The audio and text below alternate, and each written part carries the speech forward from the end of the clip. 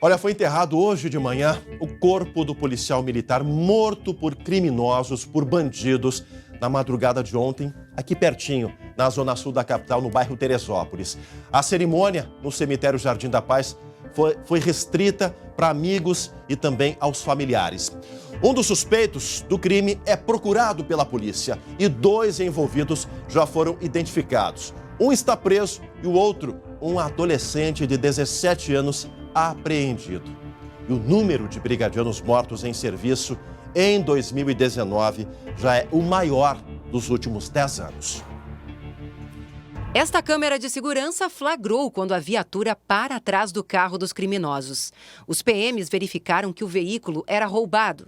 Antes da abordagem, os bandidos atiram e atingem o soldado que estava no banco do passageiro.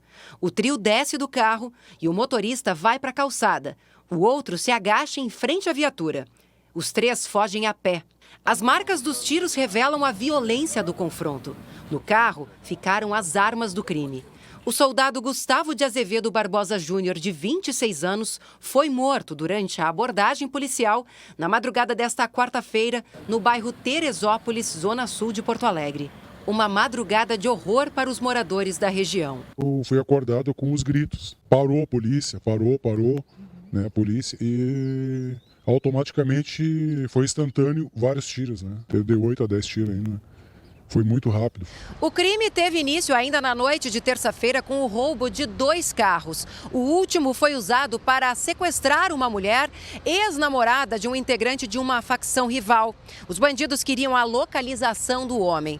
A vítima permaneceu no local do crime e ajudou a polícia na identificação dos criminosos. Todos eles já têm antecedentes, inclusive cada um deles já foi investigado em algum momento da vida por homicídio. Todos eles têm porte de arma, crimes relacionados à subtração de veículos, seja a receptação, seja o roubo propriamente, tráfico.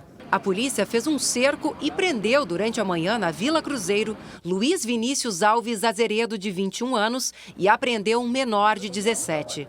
O motorista foi identificado como Dejair Quadros de Almeida, de 24 anos. Ele está foragido do sistema prisional desde novembro do ano passado e já tem pedido de prisão por outro homicídio. Queremos hipotecar a solidariedade à brigada, a todos os operadores de segurança, a sociedade gaúcha, pois quando se atinge um policial, está se atingindo a sociedade como um todo. São eles que estão a nos dar proteção aí. O soldado Barbosa era casado e estava há 2 anos e meio na corporação. Desde o início do ano, 4 PMs já morreram em serviço no estado, segundo dados da Polícia Militar.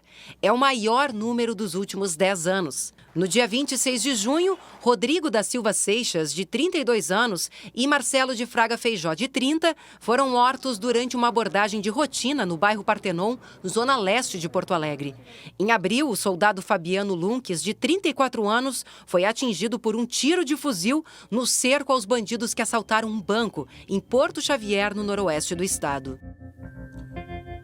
E olha, gente, um dos envolvidos na morte do soldado Gustavo de Azevedo Barbosa Júnior está foragido do presídio central da capital gaúcha, e essa vulnerabilidade do sistema é um dos assuntos que a gente debate agora com o coordenador do Núcleo de Inteligência do Ministério Público, o promotor de justiça Marcelo Tubino. Promotor, seja bem-vindo aqui ao SBT Rio Grande para a gente poder debater essa questão. Essa vulnerabilidade é algo que preocupa demais a nossa sociedade. Casos acabam se acumulando ao longo do tempo, né, de pessoas que deveriam... Em abril tivemos o latrocínio de Estância Velha, com um dos envolvidos que deveria estar com tornozeleira, no mínimo no semiaberto ou com tornozeleira, estava solto. Depois teve um outro latrocínio aqui no Belém Velho, também da mesma forma. E agora, aí, mês de junho, os 2 soldados lá do Partenon também, um dos envolvidos deveria estar sendo monitorado. E agora, mais uma vez, essa facilidade que o crime encontra é algo que preocupa o Ministério Público? Como é que vocês acompanham, junto com o Executivo, com a SUSEP, enfim, essas falhas que o Estado como um todo acaba apresentando à sociedade, doutor? Então, primeiramente, um agradecimento aí pelo espaço deferido ao Ministério Público, também a nossa solidariedade à família da Brigada Militar. Esse problema sempre preocupou, sim, o Ministério Público. Nós, há muito tempo, há muitos anos, temos nos preocupado a respeito da vulnerabilidade da permeabilidade dos presídios. Nós temos aqui vários casos a respeito de processamento de grandes líderes e percebemos que ainda assim alguns deles, hoje em dia, os grandes líderes de facções criminosas estão presos no estado do Rio Grande do Sul, alguns deles também transferidos aos presídios federais quando se encontrou um resultado um pouco melhor. Mas, infelizmente, ainda no estado do Rio Grande do Sul, nós temos presídios permeáveis, que fazem com que eles continuem liderando as organizações criminosas de dentro dos presídios e emanando as suas ordens para a sociedade, para fora. Essa questão da facilidade, da progressão do regime, eu sei que precisa alterar a lei de execuções penais, isso é uma questão lá para o Congresso Nacional, que não está muito interessado, né, em tornar mais rígida a legislação, mas essa progressão de regime, na opinião do MP, não deveria ser mais criteriosa, uma análise mais criteriosa para, por exemplo, colocar esse que está foragido agora na progressão. Em novembro, ele escapou do semiaberto, não retornou mais, está foragido e agora se envolve na execução de um agente público de segurança, doutor. Eu externo aqui a minha percepção pessoal, né? Como Ministério Público, eu não sei qual seria o posicionamento institucional, mas pessoalmente eu acredito que hoje em dia os regimes aberto e semiaberto não cumprem a sua finalidade. O Estado vem gastando inadvertidamente grandes valores, grandes quantias para fiscalizar algo que não se tem feito. Algo que não traz resultado. Na minha percepção, hoje nós deveríamos contar com o regime fechado e aí também é preciso a sensibilidade dos operadores do direito em impor penas realmente altas a essas pessoas de extrema periculosidade, fazer com que elas realmente fiquem confinadas e, uma vez verificada a situação de liderança, que sejam elas efetivamente encaminhadas aos presídios, os presídios federais hoje em dia, que não permitem que eles continuem praticando os crimes lá de dentro. Então, eu acredito que hoje a legislação possa se aperfeiçoar nesse sentido. Mas também os operadores têm que ter um pouco mais de sensibilidade em impor penas um pouco mais altas. O ordenamento permite uma gradação da pena elevada, né? Nós temos aí homicídios, nós precisamos de uma pena alta. Hoje em dia, de 12 a 30 anos, podemos chegar lá próximo de 30 anos, isso não há problema algum, principalmente percebendo essa situação de violência que nós vivemos hoje em dia. O caminho para se debelar essa situação as notícias não são muito boas nesses últimos dias, mas nós estamos caminhando, Chemar. Nós estamos num passo, talvez ainda com a velocidade não tão como nós desejamos. Perdemos alguns heróis nessa batalha, mas nós estamos caminhando nisso, sim. Nós tivemos aí o encaminhamento aí de vários líderes para presídios federais.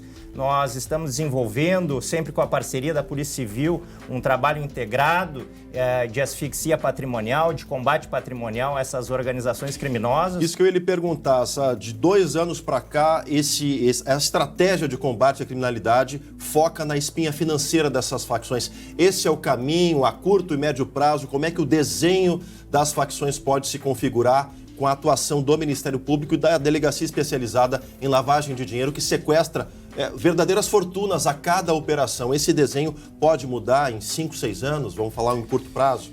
Os países que tiveram problemas semelhantes ao nosso agiram nesses 3 grandes eixos, que seria o confinamento. Aí se entende confinamento como realmente a separação, a segregação desses líderes em presídios nos quais eles não possam encaminhar suas ordens. Outro eixo é a asfixia patrimonial, o combate patrimonial, o ataque patrimonial a essas organizações, que já se tem feito há 2 anos e meio aproximadamente. Acredito, eu presenciei isso, trabalhei nesse projeto, tem sido desenvolvido pelo Ministério Público, Polícia Civil. Somente para exemplificar, numa organização criminosa, a Delegacia de Lavagem, o Ministério Público conseguiram sequestrar em torno de 100 contas correntes, valores que chegaram no início a 1 milhão. Até hoje nós tivemos reclamação apenas de 2 correntistas. Então, cerca de 98 contas correntes estão bloqueadas sem ninguém reclamar, laranjas com mesmo. Grandes valores, né? Mas então nós estamos nesse caminho com capacitação, com asfixia patrimonial e com a segregação desses grandes líderes em presídios federais. Esse é o caminho que tem que se enfrentar, esse é o caminho que grandes nações já percorreram quando se depararam com esse problema, e eu acredito que nós estejamos caminhando, talvez não na velocidade ainda ideal, mas estamos enfrentando o problema. Tá certo. Muito obrigado pela participação aqui, boa sorte. E aí fica o recado, né, gente? Sensibilidade ao Poder Judiciário, mas contundência na hora de colocar as sentenças para quem realmente representa um risco social. Tem que ter regime fechado. Não dá para afrouxar e fazer a progressão de regime com tanta rapidez como a gente percebe aqui no Rio Grande do Sul. Muito obrigado. Parabéns pelo trabalho, doutor Tubino.